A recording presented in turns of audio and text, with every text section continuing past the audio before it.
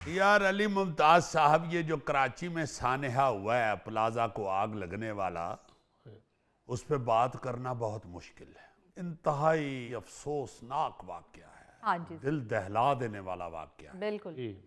मतलब क्या किया जा सकता है, क्या कहा जा सकता है, किसका गिरेबान पकड़ें, किसको कहें। इतना बड़ा वाकया, और ये पहली दफा नहीं हुआ। हमारे मुल्क के अंदर बेशुमार ये प्लाजों को आग लगने के वाकयात हैं, इमारतों को आग लगने के वाकयात। जी जी जी सर। कोई कानून, कोई पॉलिसी, कोई ऐसा फार्मेड नहीं बनाया जाता इन बड़ी बड़ी इमारतों के हवाले से, जिसके अंदर सैकड़ों लोग मौजूद होते हैं, काम कर रहे होते हैं, दुकानदारियां कर रहे होते हैं। फैक्ट्रियों के अंदर सैकड़ों लोग, हजारों लोग मौजूद होते हैं। बिल्कुल। और किसी इमरजेंसी में क्या होना है, इस हवाले से कोई कानून, कोई पॉलिसी, कोई फॉर्मेट कुछ सामने नहीं आता। हाँ जी। मुझे अच्छी तरह याद है, जब थिएटर किया करता था तो उस वक्त एक ड्रामा लगा हुआ था, तो उन दिनों में ये बड़े हमारे नामवर मुसव्वर, बहुत बड़े आर्टिस्ट जनाब जावेद इकबाल साहब मुझे मिले, जो कार्टूनिस्ट भी मशहूर हैं। हाँ जी। मैंने उनसे कहा कि भाईजान ड्रामा देखने के लिए तशरीफ लाए। तो वो आगे से कहते हैं, नहीं यार मैं ड्रामा नहीं देखने आ सकता। मैंने कहा जी क्यों? कहते हैं यार, किसी भी ऐसी इमारत के अंदर ये जो थिएटर्स और सिनेमा हॉल बने हुए हैं, यहाँ पे इमरजेंसी की सूरत में एग्जिट ही कोई नहीं है। ये बिल्डिंगें जो हैं, इनके नक्शे ही ऐसे नहीं हैं कि अगर अंदर अल्लाह ना करे आग लग जाए या छत गिर जाए या कुछ हो जाए, कुछ भी हो जाए। हाँ। तो उस इमरजेंसी में लोग इतने सारे इकट्ठे कैसे बाहर निकलेंगे? हाय हाय हाय। मैं पहली दफा उनके मुंह से ये बात सुन के बड़ा हैरान हुआ कि ये तो कभी सोचा ही नहीं हमने। मैंने नहीं था सोचा कभी। तो वो जावेद साहब ने मुझे ये ध्यान पड़वाया मेरा कि भाई ये जो इस तरह की बिल्डिंगें होती हैं जिसमें सैकड़ों लोग मौजूद होते हैं इकट्ठे, उनमें इमरजेंसी हो जाए तो वहां से निकलना जो है इंसानों के लिए उसका एक तरीकाकार होता है। हाँ जी। उसका ऐसा बिल्डिंग का नक्शा होता है बिल्कुल। वहां से लोग निकल सकें, जो हमारे मुल्क में बदनसीबी है कि नहीं देखा। नहीं है। अब आप देखें ना कि ये जो वाकया हुआ है कराची में, जिन लोगों की जानें चली गई हैं, उनके लवाहिकीन को बेचारों को पहले तो हौसला देना चाहिए। अल्लाह ताला की रजा, अल्लाह ताला की जो मर्जी। ऐसी सूरत हाल में हम एक दूसरे को यही कह के तसल्ली देते हैं, चूंकि मर्जी तो उसी की है जी। अल्लाह ताला ने ही लिखा हुआ है, हर एक की मौत को उसी ने लिखा है। और दूसरा, हुक्मरानों का गिरेबान पकड़ने को दिल करता है। आप देखें जरा कि कैमरे के सामने दावे करते हैं कि हमारा मुकाबला किसी सूबे से नहीं बल्कि पूरी दुनिया से है। हाँ जी। और कारकर्दगी ये है कि एक प्लाजे में आग लग जाए तो लोगों को निकाल नहीं सकते। मुश्किल होता है। एक एक हफ्ता बल्कि महीना महीना गुजर जाता है मलबा हटाते हुए। बिल्कुल ऐसा। कोई ऐसी मशीनरी मौजूद नहीं है, कोई ऐसा तरीकाकार, कोई आलात इनके पास नहीं है। इमरजेंसी में कोई 1-2-3 दिनों में ये सारा कुछ क्लियर किया। अभी तक जो खबरें आई हैं उनमें आखिरी खबर तो दिल दहला देने वाली है कि एक ही दुकान से 30 लाशें मिली हैं, जिसके बाद हलाकतों की मजमूई तादाद 60 से ज्यादा हो गई है। वो जो DIG हैं साउथ के, असद रजा साहब, जी जी जी, कल मीडिया को बता रहे थे कि ये तमाम 30 लाशें एक क्रॉकरी की दुकान से मिली हैं, जहां लोगों ने खुद को आग से बचाने के लिए दुकान में बंद कर लिया था। अब इससे ज्यादा क्या कहा जाए कि हुक्मरानों के सीने जो हैं वो उसमें दिल ही नहीं है। उनकी वाहिद खूबी बेहिसी ही अब नजर आती है, जो हर गुजरते दिन के साथ बढ़ती जा रही है। बिल्कुल।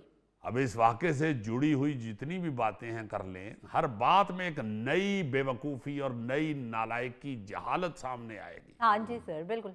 मसलन MA जना रोड पर वाक़या गुल प्लाजा जो ये है जहाँ पे आग लगी, जी जी जी, एक दुकानदार ने मीडिया को बताया है कि प्लाजे के 26 में से 24 दरवाजे आग लगने के वक्त बंद थे और इमारत में कोई इमरजेंसी एग्जिट नहीं था। BBC ने रिपोर्ट दी है कि गुल प्लाजा के नक्शे में हंगामी अखराज का कोई जिक्र ही नहीं है। ये प्लाजा 1990 की दहाई में तामीर किया गया था। अच्छा। हाँ जी, सिंध के वजीर आला मुराद अली शाह साहब ने भी कोई अमली काम करने की बजाय एक ब्रेकिंग न्यूज दी है कि गुल प्लाजा में 1017 दुकानों की मंजूरी दी गई थी हाँ। और कराची बिल्डिंग कंट्रोल अथॉरिटी की जानिब से इजाजतनामा 1998 में जारी किया गया था, अच्छा। लेकिन उसमें दुकानों की तादाद ज्यादा कर ली गई। लो। भाई आप सूबे के वजीर आला हैं, अब तक तो आपको इस हादसे के जिम्मेदारों या गलत नक्शा पास करने वालों को सारी दुनिया के सामने लाना चाहिए था। पकड़ना चाहिए। हाँ जी। आप सिर्फ इत्तला देने वाले वजीर आला नहीं हैं, नहीं। और सारे आगे इत्तलाएं ही देते हैं। हाँ जी सर, भाई जो मीडिया बता रहा है वही बातें कर कर आगे तो चले जाते हैं। बिल्कुल। फिर उन्होंने ऐलान किया है मुराद अली शाह साहब ने कि इस वाक़े में जान बहक होने वालों के लवाहिकीन को 1 करोड़ रुपए मुआवजा दिया जाएगा। हाँ जी। हुकूमत की कोशिश होगी जी कि गुल प्लाजा में जिन अफराद की दुकानें तबाह हुई हैं उन्हें फौरी तौर पर दूसरे मुकामात पर जगह दी जाएगी ताकि वो दोबारा अपना कारोबार शुरू कर सके। यार ये तो सारी मटेरियल की बातें हैं ना, जो इंसान वहां पे जल गए हैं उनका क्या होगा। हाय हाय। अब बंदा क्या रोना रोए, इन सिंध के हुक्मरानों से तो आज तक वो बल्दिया फैक्ट्री का रोना नहीं पूरा हुआ। हाँ जी सर। उसका मसला नहीं सामने आया कि क्या हुआ था, क्यों हुआ था, किस तरह हुआ था, किस तरह बाहर से ताले लॉक करके उधर आग लगाई गई। फिर अब वजीर आला साहब ने ताजरों से दरखास्त कर दिया कि वो अपनी मार्केटों में फायर अलार्म सिस्टम लगाएं और कहा है कि हुकूमती सतह पर गलतियों की निशानदही की जाएगी ताकि मुस्तकबिल में ऐसे वाकयात को रोका जा सके। अल्लाह करे, अल्लाह करे, अल्लाह करे, हाँ करे जो ये कह रहे हैं हाँ, इस पे अब अमल हो जाए। इस तरह की जो भी सूरत हाल बनती है, अल्लाह खौफनाक हादसे होते हैं, उसके बाद सिर्फ बातें होती हैं। आपको याद होगा कुछ अरसा पहले फैसलाबाद के एक स्कूल को ट्रिप पे ले जाया गया जी जी जी, स्कूल इंतजामिया की तरफ से। हाँ जी। और वो बस जो है वो पुरानी होने की वजह से एक बड़े खौफनाक हादसे का शिकार हुई थी। हाँ जी सर, बिल्कुल। उस पे गवर्नमेंट ने स्कूल बंद कर दिया था, स्कूल के मालिक को गिरफ्तार कर लिया था। बिल्कुल ऐसा ही था। ये किसी ने नहीं पूछा कि इतनी पुरानी, इतनी लागर, इतनी कमजोर, इतनी नकम्मी बस क्यों ली, सड़क पे लाने की इजाजत किसने दी थी। बिल्कुल। अच्छा, उसके बाद भी उस वक्त बड़ा शोर पड़ा कि बसों को चेक करें, ट्रांसपोर्टर जितने भी हैं वो अपनी अपनी बसों को, अपनी अपनी गाड़ियों को चेक करवाएं, ये होगा, वो होगा, फला होगा। कुछ भी नहीं, कुछ भी नहीं हुआ। आज भी आपको सैकड़ों ऐसी बसें नजर आती हैं जो बहुत पुरानी को 60 70 साल पुरानी चेसी लेके उसके ऊपर नई बॉडी बनवा के उसके पीछे 2026 लिख के तो रोड पे छोड़ दी। बिल्कुल ऐसा ही है सर। भाई जिस बुनियाद के ऊपर आपने वो बस खड़ी की हुई है वही नहीं इस काबिल कि उसके ऊपर इतने इंसान बिठा के उसको आप सड़क पे दौड़ाना शुरू लेके आए। हाँ जी। आपने उस वक्त इतनी ज्यादती की, स्कूल बंद करके बाकी बच्चों की जो है वो तालीम पे भी बुरा असर डाला, बुरा असर हुआ। हाँ जी। फिर स्कूल वालों को भी बेइज्जत करवाया। जो असल जड़ थी, जो वजह थी, वो आपने नहीं सही की, बिल्कुल वो उसी तरह है। अच्छा, ये बद इंतजामी किसी एक सूबे में या किसी एक शहर का अलमिया नहीं है, हर तरफ यही मसाइल हैं। चंद दिन पहले फैसलाबाद में सरकारी अफसरों ने जिस तरह की बेवकूफ़ी का मुजाहरा किया है, देख लें कि बगैर किसी सिक्योरिटी प्लान के हजारों लोगों को स्टेडियम में भर दिया। अच्छा। और जब भगदड़ मच गई तो इंतजामिया कपड़े झाड़ के एक तरफ हो गई कि लोग खुद ही एक दूसरे से निपट लेंगे। भाई क्या कर रहे हैं। बिल्कुल। अच्छा, ऐसे ऐसे वाकयात सामने आते हैं कि लगता है कि यार अपनी मर्जी कर रही है हुकूमतें। भाई इतनी कौन सी आप डाडी हुकूमत बना बैठे हैं, या क्या बन गया है कि जो आपकी मर्जी होगी आप वही करेंगे। हाँ जी। मैं एक बात सुन के हैरान हो गया हूं कि गुजरांवाला शहर के अंदर एक गोंदलांवाला रोड है। अच्छा। वहां काफी चौड़ी सड़क है और सारी दुकानें और मुख्तलिफ फैक्ट्रियां और ये वो है, भरी हुई बड़ी गुंजान सड़क है वो। सही। उस सड़क के दरमियान डिवाइडर है। अच्छा। ये जो पैरा फोर्स या पीरा फोर्स क्या बनी हुई है, इन्होंने क्या किया उस सड़क के ऊपर, क्या सर? सारी दुकानों को, फैक्ट्रियों को ताले लगा दिए और सील कर दिया। अच्छा। और सबको अपने दफ्तर में बुला लिया है। हाँ। उधर उनसे कहा गया है जी कि जो आपकी सड़क के दरमियान डिवाइडर है ना, हाँ जी, हर शख्स अपनी अपनी दुकान के सामने उस डिवाइडर को पेंट कराएं, रंग करें। अच्छा। जब वो सारा कर लेंगे तो फिर आपकी दुकानें खोल दी। खुलेंगी।